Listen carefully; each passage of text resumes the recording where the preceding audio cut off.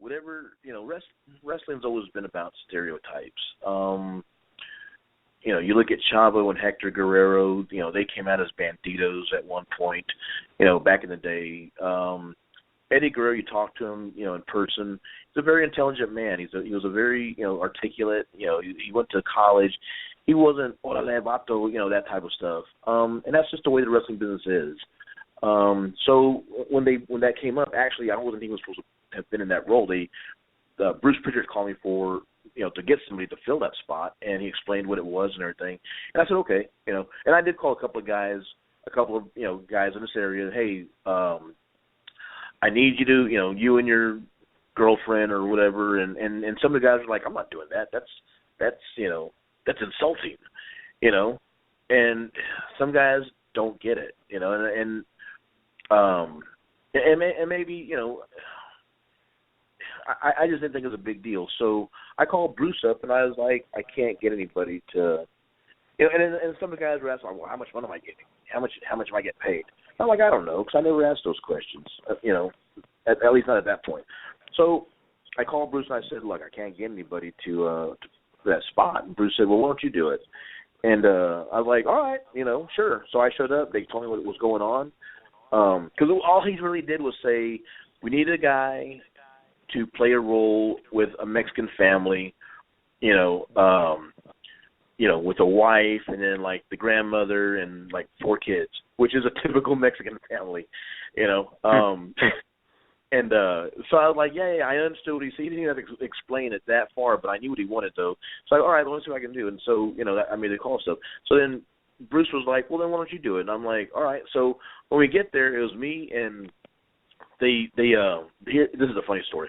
They managed to get, I want to say it was like JBL's maid or something, or she worked in the house or something. And her mom, and then, like, they had, like, 3, 2 little girls and a little boy or something. They had, like, I think 2 or 3 kids. And so I get there, and Bruce is like, this is going to be your wife. And, he explained the deal to me and whatever. And the girl, and I'm like, well, what's Paul here for? And Paul London was there to be the translator. Because I told Bruce, I'm not really good at Spanish, though. He said, don't worry, all you got to do is say a few words, whatever. So, but they had Paul London to come in because Paul was supposed to have been, like, the translator for this family that I had. So I'm like, okay, no problem. So we did the deal, and it was like we were out at, I want to say it was John Layfield's property out near up in North Texas, and so we started like at 5 o'clock or something, and we recorded one take and it wasn't right. John Layfield kicked me square in the ass, and and so like I wanted, he's supposed to like yell at me and whatever. And I'm supposed to turn around like, oh my god, no señor, por favor, all this whatever. And then he starts yelling, this is the United States of America. And I take off running and stuff. But the first take, like I turned around, like no, señor, and I turned around and he like booted me right in my ass, and and he had these pointed boots, and I just like I was paralyzed, like ah. And